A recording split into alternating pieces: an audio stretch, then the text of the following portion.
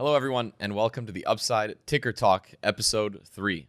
I'm your host, Étienne Joncas-Bouchard, and I'm very excited to bring you another episode today out of our Montreal studio. And we're going to bring you another great guest today from Fidelity Investments Canada. We'll get to him in a second. But as usual, we're going to recap our last episode, which I was in Toronto. We had the chance of being joined by Andre Bruno, who's our director of ETFs. We covered a bunch of different topics. We obviously discussed the Canadian ETF industry. We talked about product innovation, portfolio construction with the help of ETFs, obviously, the role that gold and Bitcoin and other asset classes can play in the construction of those portfolios, as well as a bunch of other different topics, answering your questions and much more. If you want to catch that episode, you can get it on YouTube or your favorite podcast app anytime right now. All right, before we get started, some notable market trends. We always kind of do this to start the episode. Just some of the headlines that we've noticed over the past month that might be relevant to you as investors and as advisors. So some that I had taken down. One of the key headlines that's really important for us in the ETF market, given a lot of assets are in S&P 500 index type ETFs. NVIDIA is now the largest ever weight for a single stock in the S&P 500 ETF at more than 8% as of recording, obviously, to be taken with a grain of salt. It does move quite a bit. Markets broadly, especially in the US, are continuing to march forward. So there seems to be a risk-on appetite that continues. We're currently on pace, actually, for one of the fastest recoveries following a 20% drawdown. For those that stayed invested, I think you're very happy with the results of a tumultuous year that's actually ending. It's going to end up, for now anyways, being quite a good year on equity markets, notably. Other key notes, gold and Bitcoin, which I kind of mentioned in our intro, we did chat about it in our last episode, are two of the best performing asset classes so far year to date. And that's the first time that that's happened in recent memory. Bitcoin obviously has had significant appreciation over the past decade. Gold's had some good years, some bad years, but it's really been doing quite strong so far in 2025. Another last comment that I'll make, international equity markets so far year to date continue to outperform U.S. markets as well as Canadian markets, albeit if we look at since the bottom of U.S. equity markets in about early to mid-April, we have seen U.S. equity markets outperform since then. With that, let's welcome our guest. Rory Poole is joining us today, Director of Alternatives. Thanks for joining us in Montreal. It's great to have you, man. Thanks for having me, man. I appreciate it. Yeah, no, should be fun. We'll get to Rory in a second. But before we do that, last thing we do usually cover the industry. So we talked a bit about markets, but we like to cover also some of the main trends in the Canadian ETF industry. So once again, we did take some notes down of things that you might find relevant and that really help us identify some trends, some momentum that we're seeing in certain asset classes, certain geographies, certain investment styles as well. So I guess just off the top, it's been a great month over the past month, and I'm looking at July numbers. So we're always kind of 1 month behind, but that's kind of the best way to do it so we can get you the best, more precise information. About $10 billion in net new assets came into the Canadian ETF market in July. That's a slight rebound from June, which was at a bit lower at $7 billion. This brings the year-to-date total to close to $66 billion, well ahead, or well on pace, I should say, to have the best year ever for the Canadian ETF industry. Equities led the way once again, slightly less than $6 billion, about half of that going into international and global mandates, which is somewhat of a continuation of a trend that we had identified in our previous episode, so you might remember that. Fixed income flows remain muted at around $2 billion, and that's not too much of a surprise, as we said, as more of the risk-on markets have been doing very well over the past couple of months. We've seen that materialize in flows. Commodity ETFs saw slight outflows, albeit cryptocurrency, on the flip side, brought in sizable inflows at around $222 million. This was actually led by some new issuances in the world of XRP ETFs, which is another cryptocurrency, and as well as some of the Bitcoin ETFs like ours, FBTC. Last comment I had, actually when I was talking with Andre in our last episode, we mentioned that sector ETFs lost a little bit of their lacquer. Now we actually saw that come back with about $1 billion in financial sector ETF inflows for the month of July, so a real snapback from that front. And I guess I'll finish off with, from a Fidelity perspective, it was a really great month for us. So thank you everybody who supported us. We brought in a bit more than $1 billion for the second consecutive month, which is something that we had never really anticipated or hoped for if we go back even a year and a half, 2 years ago. So we're very happy with that, and thank you for your support. In fact, actually 3 of our ETFs were in the top 10 best-selling ETFs for the month of July. So thank you once again for your support. Now, Rory, I know you are on the alternative side, so maybe you don't look at these data points as much as I do, But any comments to add with regards to that? Anything that piqued your interest, or maybe something that caught your attention? I think we'll dive into it a little bit throughout our conversation today, Sure. JB. But I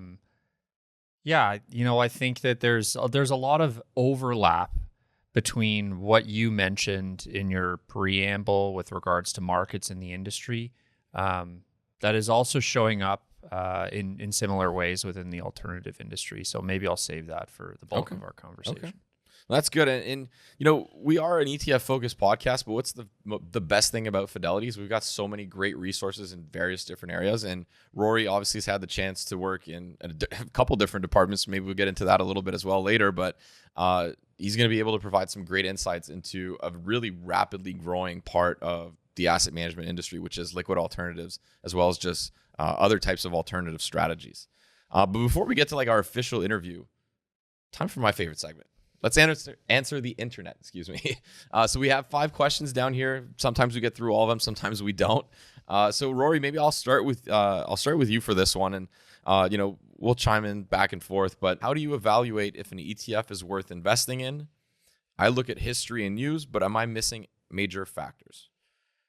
So this is actually, I'll answer first, and you feel free to chime in after. I think when evaluating an ETF, it's very challenging because there's so many ETFs. There's more ETFs listed in Canada than there are stocks. So just from that high level idea, when you start narrowing down your search for an ETF, there's a few things that you can generally look at that you can, I guess, compare every ETF, which is price, liquidity, and I guess mainly those two, to be quite honest. But then the second level is, really understanding the approach that you're looking for, the types of stocks that you want, or types of bonds that you want. So basically the allocations that you have. So history and news basically refer more to performance for the most part. But I'd say the most important things are more with regards to the mechanics, so liquidity, and like I said, and size also does have an important part to play. But I'd say the most important one is really what you're getting under the hood. But that's not so easy to do. So, I mean, you can always use an advisor who can help, or somebody who's maybe a bit more experienced with ETFs. Am I missing anything? No, I think you hit the nail on the head. It's a combination of, what value are you getting from it and what price are you paying for that? Yeah.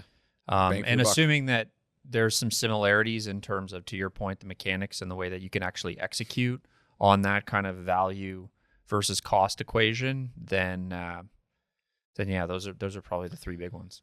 That's a great point, because bang for your bucks is a good way to, I guess, phrase that, in the sense of what am I paying for? Because sometimes cheapest is not the best. Sometimes the most expensive isn't the best either, in the sense it's not because you pay more you get better. It's not because you pay less that you get less. But another thing that when talking with, I had the opportunity to chat with direct investors that maybe starting up, and some of those people are my friends, family, and a lot of the screens that are used are obviously, performance is one of them. Yield is another that I hear often. People are looking for, distributions, and those can be good, but I'd say definitely to be taken with an asterisk, obviously, because past performance is not an indicator of future performance. And then same thing can be said for yield. It's not because you generated 10% yield last year that you're going to generate 10% the year going forward. So keep in mind. All right, our third question, and I think this is a great one for you, actually. I've always just invested in equity ETFs. Should I consider using bonds, crypto, or anything else? Alt. Yeah, I guess it's a layup for me. I'm biased, but yes, I believe okay. so. I think that, and we'll probably talk a little bit about it more today, is that there's increasingly a greater number of investment solutions or strategies that really all investors in Canada can utilize. So you don't need to be ultra high net worth or extremely wealthy. And I think that as the market evolves, and there's probably a lot of proof points in really the recent past, these are these additional kind of bells and whistles that people can utilize in order to continue to stay diversified throughout their entire investment period. And regardless of whether that's a liquid alternative or, as you mentioned, cryptocurrency, there's many different options that people can choose from. For sure. And you said recently, it's we've had a couple years recently where, correlations rise and you think you're fully diversified, even from a style or from an asset class perspective, and then things start to correlate, and then you really see some of these products, some of these solutions, other asset classes that, oh, these are the things that can actually diversify in those types of scenarios, which aren't normal, like 2022, for example, where both bonds and equities were down. But let's take one last question, and then I'm going to get to asking you questions directly. I'm very new to ETFs and investing. Should I invest in many ETFs or funnel everything into just one? Now, this is, once again, it's kind of question. It depends. Like when you think about, I guess maybe this go back to academia, not to bore anyone. If you go back to portfolio theory, I don't know if you remember those classes, Rory, but oh yeah, the old, your diversification benefits basically drop off significantly after you have more than 25 stocks in your portfolio. Yeah. Like, I don't know if that's quite necessarily true for the average investor. It might be true in portfolio theory, but when you think of ETFs, generally speaking, and mutual funds as well, for that, for matters' sake, is you are buying a basket of securities. And generally speaking, most ETFs will have at least 25 holdings, and that's, I'd say, very much on the low end. If you look at, a lot of our ETFs that we have on our, factor lineup here at Fidelity, we're talking 60 to 100 names. We have some products that have all the way up to, 350 holdings. So you could argue that you have, full on diversification from a portfolio standpoint, but it might be only in one geography, it might be only in one sector, it might be on only one investment style or factor. So, if you are looking to find just one type, like one ETF ticker to buy, well, maybe look at, ETF portfolio solutions like our all-in-one ETFs, or, there are others out there also available where those one tickers buy a multitude of other ETFs. So now you're kind of going one step further. Yeah, I don't know if I'd recommend just buying one, but it can work for some, I guess. Yeah. I mean, I think it just boils down to something even more simplistic, is time. How much time do you have on your hands? True.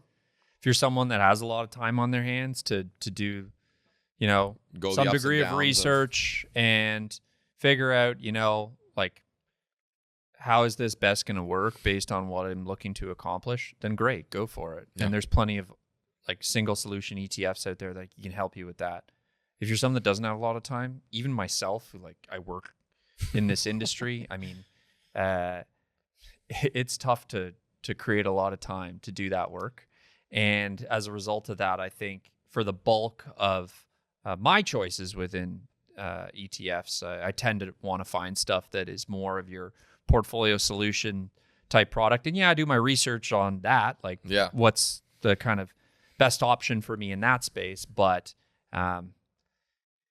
saves me a little time. You're not a day trader, basically. Saves me a little time on the other end, yeah. You're a busy man. Yeah, you don't need to be day trading, I don't think. We've got you doing a lot more important work than that. But no, that wraps up the Answering the Internet segment. I encourage everyone who's listening to this to continue to submit questions either via Reddit. You can send them directly to us. You can reach out to me on LinkedIn if you got a question. Happy to answer it in any different way possible. But yeah, let's get to our guest interview. So Rory, obviously, we've been chatting already a little bit, but I think for those that maybe haven't heard from Rory Poole before, maybe we can Probably many. Well, I mean, we've done some stuff together. You're on Fidelity Connects. You've been a fairly customer facing person. I feel like I live in the shadows a little bit sometimes, but that's okay. That's okay too.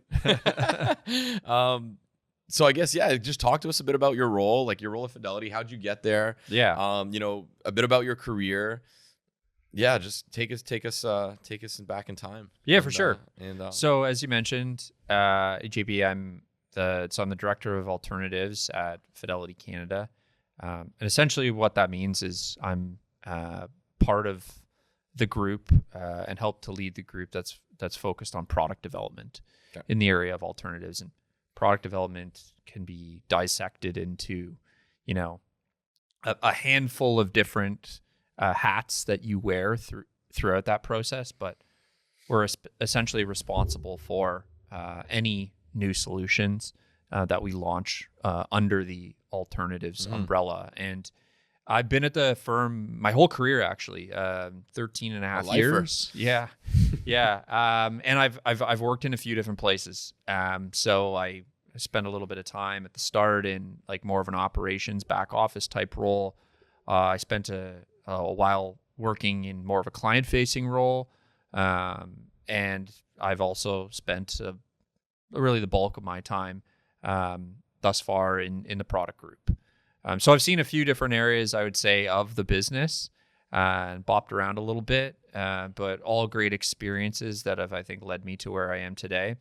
I would say, just as a general comment, like, the reason why I work in alternatives is I'm like fascinated by non-traditional investment strategies. Okay. Everything that goes into them, what makes them work, what doesn't make them work, how investors can access them, how they're differentiated compared to that of traditional products or traditional investment mandates, and so forth. So I'm really all about like peeling back the onion, if you will, on different investment products.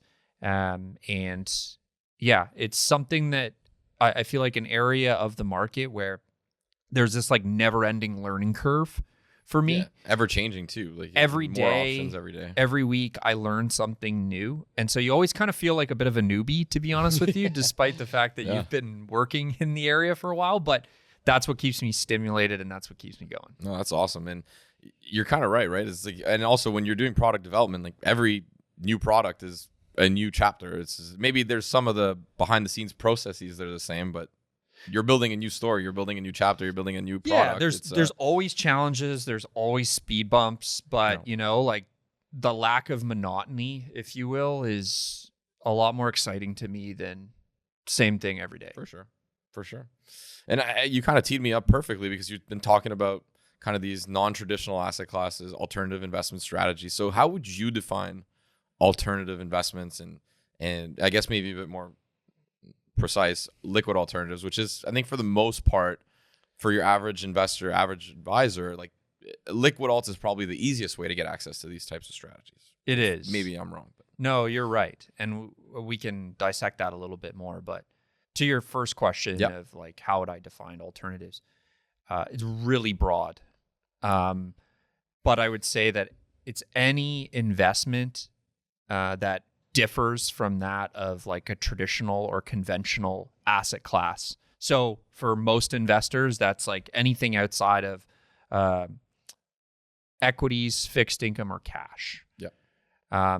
And what that can involve, whether it be a financial asset, whether it be a physical asset, so on and so forth, like that can vary greatly. But I would say that's the simplistic definition of what an alternative might be, and we can talk about some examples throughout our chat today. Going on to your second question about a liquid alternative. So a liquid alternative or an alternative mutual fund, the names are synonymous with one another. They are the same vehicle as a regular mutual fund or ETF. Like no difference. Same regulatory oversight, similar degree of transparency, similar liquidity, similar degree of access that you can get as an investor. The biggest difference between them is just the different techniques that can be utilized. And when I say techniques, I mean portfolio management techniques that can be utilized within that vehicle relative to that of traditional funds. So like, let's take an example. Like what do you feel is like one of your most popular like long only equity ETFs? Give me a ticker. Let's go with, an active one, FIN, FINN, which is our Global Innovators. So good example. ETF. So Global Innovators ETF, managed by Mark Schmale. Mark, like any investment manager in the industry, basically has a sheet that kind of tells them, hey, here's what you can do within the fund. So you can buy a stock anywhere in the world. You can invest a percentage of the portfolio in maybe like illiquid holdings or privates. You have the ability to buy large, small, mid-cap. Exactly. That set of rules expands for liquid alternative, either ETFs or mutual funds. So what you start to add into the mix are things like the ability to short sell or to essentially bet against a security versus that of for. You have the ability to use a modest degree of leverage within the portfolio. So that's essentially like borrowing capital via either like directly borrowing cash or borrowing securities, in many cases stock, for the purposes of other activities. And you have a little bit more slack in terms of things that you can do with securities like derivatives, as well as like a number of other tolerances around what you can and cannot hold within the product. And the reason why they do exist, to kind of get to the use case part of it, is really just the fact that it allows investment manufacturers like Fidelity to create strategies for investors where the outcome can be a little bit different compared to what you might experience in a traditional equity portfolio or a traditional fixed income portfolio. That was a great explanation. That was fantastic. And one of the reasons why I was super excited to have you on is because I think, a lot of our audience are, investors, like DIY investors, like, they're investing their own money. They're looking for different types of strategies. And this is a part of the market, I think, that's it's a lot more gray. It's a lot more opaque. It's not as clear cut of like, what I'm buying is what I'm getting. There's more intricacies. And I think you've explained a lot of them just right there. And I think a lot of that comes from the like, I don't really have access to this. Or like these types of strategies for a long time felt like they were, reserved for, as you mentioned earlier, the ultra high net worth or the high net worth investors that, like hedge fund strategies for hedge fund style strategies. And I guess that's now pushing me to my next question, which is like, what exactly are the most popular types of strategies that are employed in liquid alternatives or, alternatives outside of the liquid side? But like among Canadian investors, what are those that resonate the most? Sure. So I'll tackle both of those. What are the most popular alternative strategies or alternative investments for Canadians? So the first, without a doubt, is real estate. Oh, yeah. Well, so I don't know why I forgot about that one. Whether you own a home or you own a vacation property, guess what?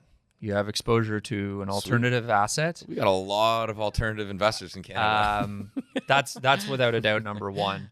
Number two, in terms of the size of the market, I would probably say is the structured finance market in Canada.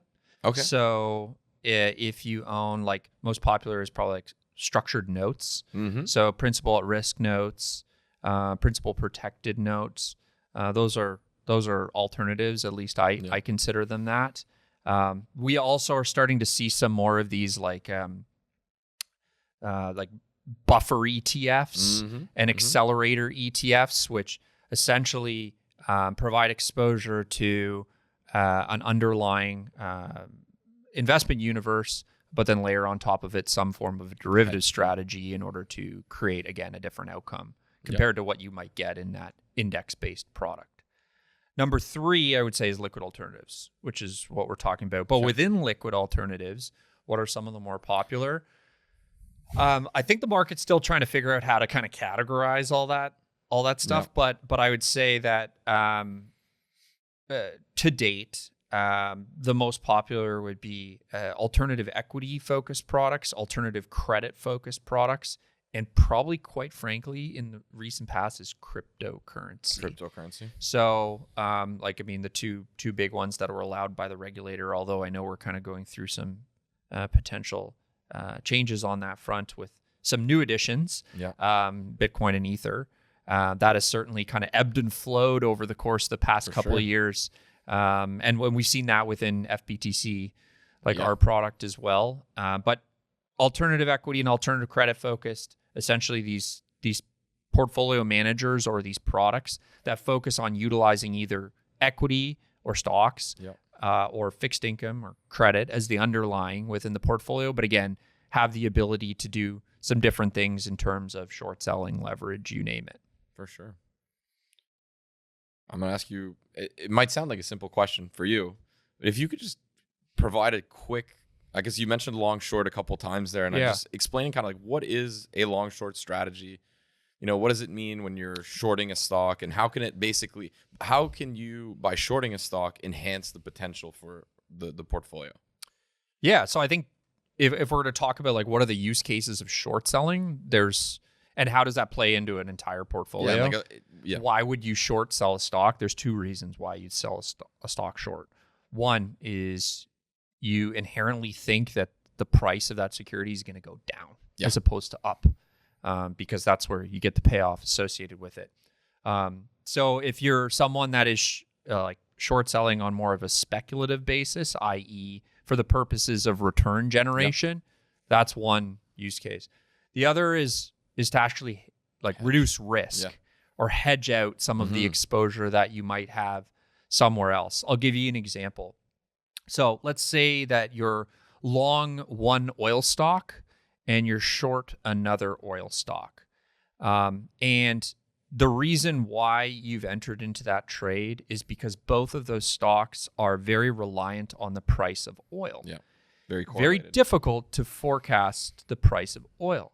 So you may believe that company A, the stock that you've gone long, is inherently the better business, but company B is maybe an inferior business, but again, is equally correlated to that price of oil. So you may engage in that transaction to say to yourself, you know what, I'm really bullish on this one company A that I want to go long, but I don't know where the price of oil is going to go over the course of the next 6 months. Yeah. And I don't want to be fully exposed to that. So that's where I would use like more of, let's call it a defensive take on short selling within a portfolio. And so going back to your initial question of like why long short investing, I think it boils down to those two reasons. There's two ways to employ it, basically. Exactly. And sometimes they're used in tandem. Maybe part of the reason why you're short selling is because you're like, you know what, these pockets of the market are extremely overvalued right now, and we think we can make a bunch of money off of it.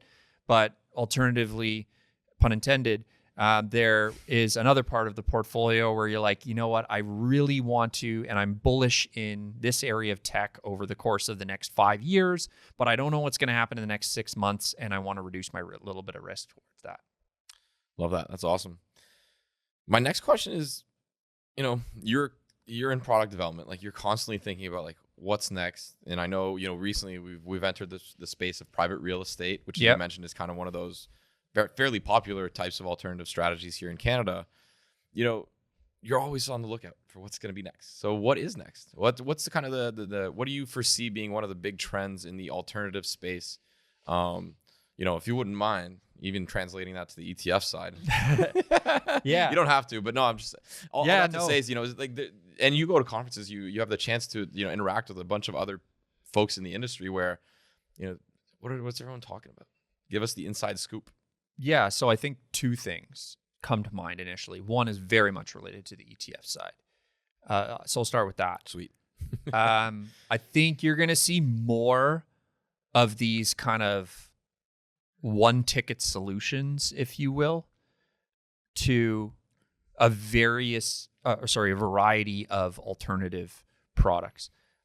We haven't really got there yet. There are some solutions out there, but in terms of like the relative size and growth of that pocket of the alternative market, I think we're getting to the place where, over the next, if I were to tell you, you know, there's 5 categories within liquid alternatives. So there's alternative equity, alternative credit, market neutral, alternative other, and multi-strategy. What do I think is going to be the biggest grower looking forward over the next 5 years? Multi-strategy. Okay. Because I think that with what you know so well in terms of like the all-in-ones and these portfolio solutions that we've been talking about, a lot of investors out there, not everybody, but a lot of investors out there, they don't want to necessarily make the choice to say, hey, you know, should I own this market neutral product, or should I own this arbitrage product, or should I own this long short portfolio?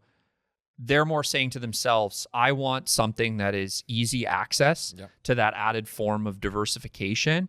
And simplicity. I'm willing to access it from a professional manager like Fidelity. For sure. So I think you'll see more of that. The second thing is that I think you will see more of an attempt to offer exposure to private assets to your average retail investor. So whether that's through new vehicles that emerge, regulatory changes that permit those vehicles to emerge, I think that there is a growing appetite to be able to offer, with some limits on it, exposure to the assets that, you know, the Canadian pensions of the world have access to and not requiring, $250,000 or a large T4 in order to get into. Understood. Well, that's great. I guess last question before we wrap up with a rapid fire, because I want to do this new segment. We're going to try this out and see how it goes. All right. What's the number one thing you're keeping your eye on from a market perspective? Because we talked about a lot. We've been talking product, we've been talking kind of shop, but if we go to, maybe Rory Poole, the investor, or Rory Poole, the director of alts, excuse me. Is there something that you're keeping an eye on in markets that's like either this impacts what I do on my day job or maybe my own portfolio, or there's got to be something for sure. Maybe not keeping you up at night, but for sure. And obviously this is my answer. And I think that for me right now, what day are we today? August 20th. So, I mean, the thing that catches my eye right now is like the degree of enthusiasm around AI and crypto and how it's impacting behavior within markets. And I'll kind of unpack that a little bit. So I was going to say that's a very thoughtful response. I have no doubt that there are a ton of tailwinds behind, application of those two kind of spheres, if you will, over the course of the next 5 to 10 years. I think what I'm concerned about is how excited the market is about them and how that's showing up in certain pockets and almost like bringing back some memories of the past. So like if I look at within private markets right now, in particular, if you look at like the IPO market, or for folks that are listening in the initial public offering, so like when a company goes from being private to public, really the area of the market within IPOs that's having success right now is anything that's related to AI and crypto. And I think part of that is explainable. But if you look at any other IPO issuance that's coming out right now, so called like old world economy, like if you're a consumer brand coming out, you're falling flat on your face. Yeah. Aside from that, if you look at public markets, there's just this like unbelievable, as I said, enthusiasm around it, to the point where like the Palantirs of the world are trading at 500 times earnings. And I don't know in the short term if that is as sustainable. So that's a long-winded way of saying, like, I think that's what kind of like makes me a little bit nervous right now. Not again over the long term. You're not at the point of calling it a bubble yet, but you're thinking it's starting to. Yeah, no, I just think that there's so much concentration in those two areas right now, and inevitably anything that is new and anything that is exciting is bound to go through these kind of short-term periods. So to relate that back to what I do is the fact that I kind of look at that as, if you're looking for a reason to explore some alternatives, now's probably a pretty good time to do it, just because if we do go through a couple of those ups and downs, especially within those pockets of the market, you can sleep a little bit better at night. Nice. Love that. That was a great answer. Much better answer than I would have given. I feel like mine would be boring, so we're even going to skip it. Last segment, Rory, thanks again for doing this. So it's rapid fire. The question is this an alt? Okay. 30-second answer max. Okay. Ish. I don't have a clock, so that's I don't all right. have a bell or a ringer or anything. I'll do my best. I mean, the first one is I kind of ruined it. We ruined it. Is crypto? Yes, 100%. Okay. Antiques? Yes. There's a lot of different types of antiques that are out there. I would say the one thing that like art, maybe paintings. Yeah. A little bit. The one thing that's difficult about antiques for an average investor is it's really difficult to achieve scale within a portfolio. Yeah, if you live in a 2-bedroom condo in downtown Toronto or Montreal, it's also to scale your antiques portfolio is a bit harder. Yeah, it's like how many old mahogany tables do you need to buy in order to make that like a material 12% annualized. I guess it depends on how wealthy you are, but yeah, it's difficult. Maybe. It's difficult for your average investor. No, I do think it is. Like even like a card collection or anything where the value. What were you going too fast? Well, anything where the value can appreciate over time, and it's not tied to stocks going up. Okay. All right. Well, sports cards is my next one, but you answered that one, so let's skip it. Farmland, just land in general. Yes. Yeah, for sure. And the last one was real estate, which I guess we answered all these rapid fire. I should have changed them as we were going along, but real estate to me, like maybe we take another minute just to kind of explain that, but sure. Because it doesn't feel like it is alternative. So I guess like what makes it more of an alternative? Because it seems like there is, like for example, like real estate investment trusts. Those are publicly traded securities that invest in real estate. So not to complicate things. Are REITs alts? No, okay. I don't think so. All right. Well, maybe let's do that as a last question. Sure. So as you mentioned, listed real estate or real estate investment trust. If you just look at publicly traded securities relative to a lot of other parts of the market, they actually can provide decent diversification. Yeah. But that's only relative. They are listed on a stock exchange. So they still got beta. Yes, lesser so than maybe some of the other like sectors, if you will, that you would typically invest in. But it's traded on the same exchange as many of these other stocks. So when you go through those periods of like a real flushing out. Yeah, like a real material market drawdown. They mentioned 2022 before. It's like that's the type of thing where like it's not like those REITs can hide. Direct forms of owning real estate, whether you own it yourself through like a home, whether you own a fund that purchases real estate, whether it be commercial or residential directly, those kind of vessels, if you will, to accessing real estate, they don't get caught up in these like day-to-day market gyrations.